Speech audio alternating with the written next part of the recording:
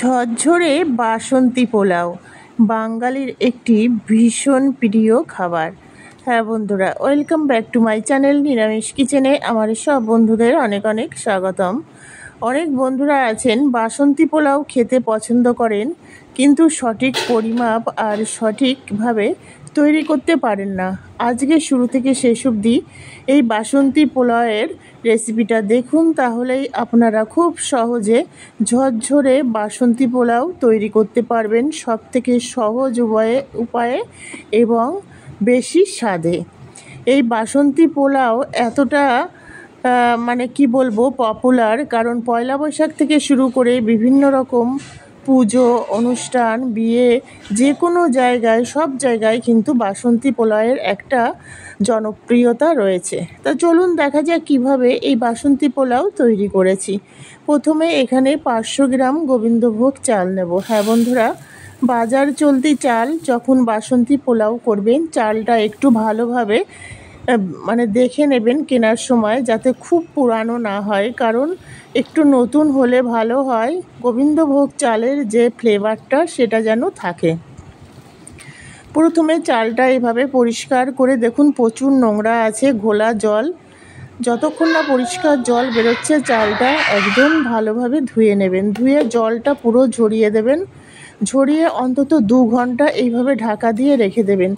দেখবেন যে চালটা ভিজে গেছে, একদম ঝরঝরা হয়ে গেছে। এর মধ্যে কিন্তু এতটুকু জল নেই, আর যে হালকা জলটা ছিল সেটা শুষে গেছে। এতে কি হয়, তাতে রাইসটা খুব সুন্দর ঝরঝরে হয়। আরও কিছু টিপস আছে।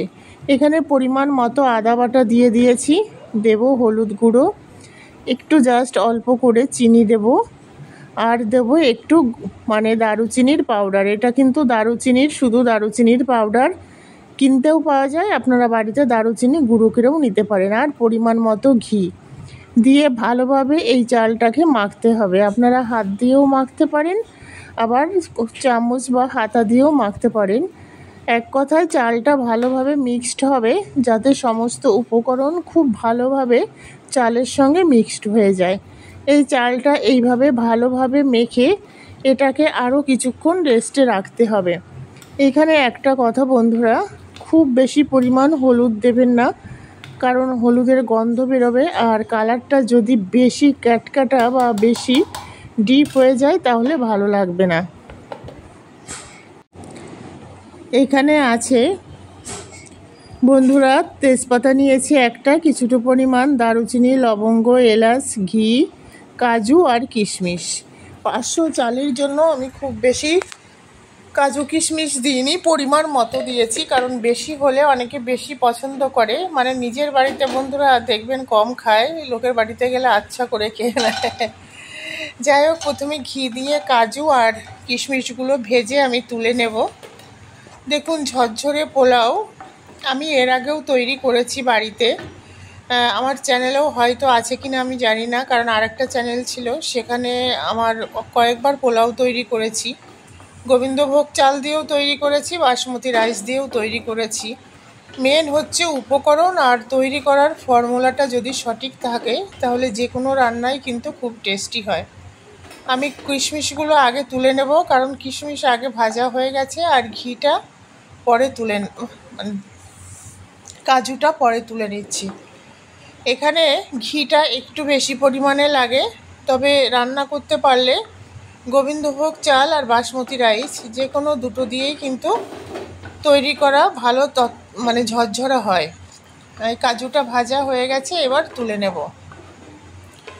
তুলে নিয়ে এবার বন্ধুরা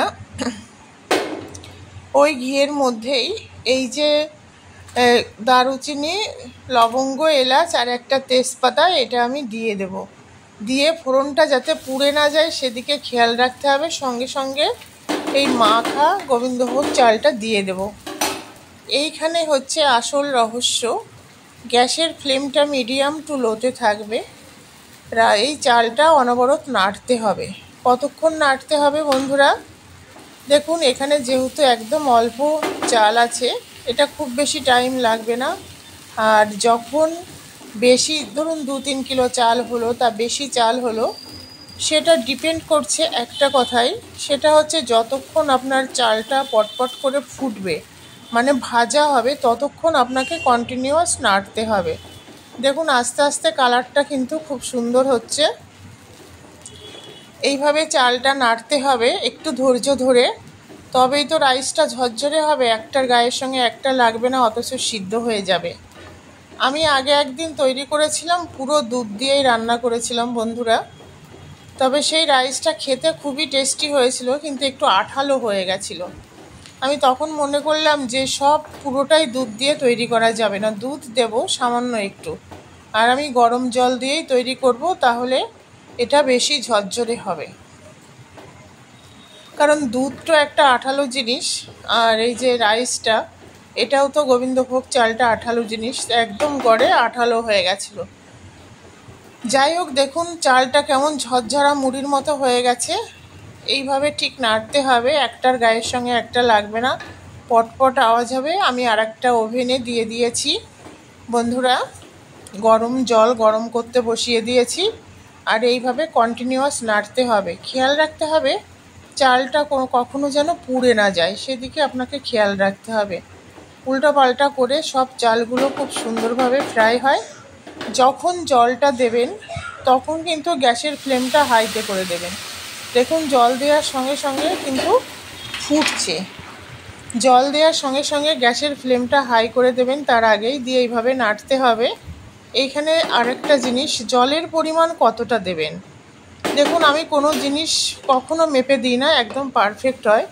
আমি তবুও আপনাদের বলে দিচ্ছি, আপনাদের নিজেদের আঙ্গুলের করের 1 কর জল দেবেন। এই দেখুন আমি 5 মিনিট পর আমি দেখাচ্ছি, এটা হাই ফ্লেমে 2 মিনিট ছিল, তারপর 3 মিনিট লো ফ্লেমে দেওয়ার পর আমি দেখাচ্ছি এখনও মানে জল লাগবে।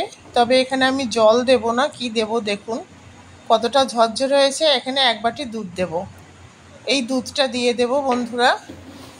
এইবার দেব কিছুটা পরিমাণ চিনি। চিনিটা ডিপেন্ড করছে কে কতটা মিষ্টি খাবেন সেটার উপর, আর এই পোলাওটা আপনারা কি দিয়ে খাবেন সেটার উপর। এবার ভালোভাবে নাড়াচাড়া করে দেব, গ্যাসের ফ্লেমটা লোতেই থাকবে। ভালোভাবে, এটা অ্যাকচুয়ালি ভাপে রান্নার জিনিস। দেখুন দিতে দিতেই দুধটা একদম টেনে গেল, দিয়ে আমি ভালোভাবে নেড়ে দেবো যাতে চিনিটা ভালোভাবে মিক্সড হয়ে যায় সমস্ত চালের সঙ্গে, না হলে একদিকে মিষ্টি থেকে যাবে আর একদিকে থাকবে না। এইবার ভেজে রাখা কাজু কিশমিশগুলো এর উপরে দিয়ে দেব। কাজু কিশমিশগুলো দিয়ে দিলাম বন্ধুরা, একটু ছড়িয়ে দেব, দিয়ে এখানে আরেকটু ঘি দিয়ে দেবো এর উপরে। মেন হচ্ছে পোলাওতে ঘিয়ের পরিমাণটা একটু বেশি দিলে ভালো লাগে। ঢাকা দিয়ে লো ফ্লেমে আমি 5 মিনিট রাখবো। 5 মিনিট রাখার পর একটু আমি নুন দেব বন্ধুরা, নুনটা দিতে ভুলে গেছিলাম। আর নুনটা আপনারা পরে দেবেন, যখন দুধটা দিলাম ওই টাইমে নুনটা দিলে ভালো হয়। তা যাই হোক, আমি এবার দেখাচ্ছি আপনাদের কতটা ঝরঝরে হয়েছে। আর একটুখানি হবে, এটা আমি ভাপে রেখে দেব। গ্যাসটা কিন্তু অফ করে দিয়েছি। একটু কারি লিভস দিয়ে দিলাম। ভাবছেন যে কারি পাতা কেন আবার দিচ্ছি পোলাওতে, পোলাওতে তো কারি পাতা দেয় না। আমার কারি পাতার ফ্লেভারটা খুব ভালো লাগে, এই জন্য আমি দিচ্ছি একদম টাটকা কারি পাতা, গাছ থেকে ছিঁড়ে আনা। তো দেখুন, আর দেখতেও ভালো লাগে, হলুদের মধ্যে সবুজের কম্বিনেশন একদম মিলিয়ে গেল কারি পাতাটা। এটা আর একটু আমি 15 থেকে 20 মিনিট ঢাকা দিয়ে, গ্যাসটা অফ করে দিয়েছি, 15 থেকে 20 মিনিট ঢাকা দিয়ে রেখে দেব। যে ঘামটা হবে সেই ঘামেই কিন্তু জাস্ট সামান্য একটুখানি মানে শক্ত মতো রয়েছে, সফট হবে। দেখুন চাউমিন যেমন গোটা গোটা থাকে বাট সিদ্ধ হয়ে যায় ঝরঝরা, কতটা সুন্দর হয়েছে। আর এটা আপনারা নিরামিষ আলুর দম, পনির বা চিকেন, মাটন যাই বলুন না কেন, খেতে ভালো লাগবে। তো কেমন লাগলো এই পোলাওয়ের রেসিপিটা বন্ধুরা কমেন্টস করে জানাবেন। নতুন বন্ধুদের উদ্দেশ্যে বলছি, রেসিপি ভালো লাগলে পাশে থাকা বেল আইকনটি প্রেস করে অল নোটিফিকেশন অন করে রাখবেন, যাতে নতুন নতুন রেসিপি আপলোড হলে সবার আগে আপনার কাছে নোটিফিকেশান যায়। সবাই খুব ভালো থাকবেন বন্ধুরা, সুস্থ থাকবেন, সুরক্ষিত থাকবেন। আবার দেখা হবে নতুন রেসিপি নিয়ে। Tata, bye bye.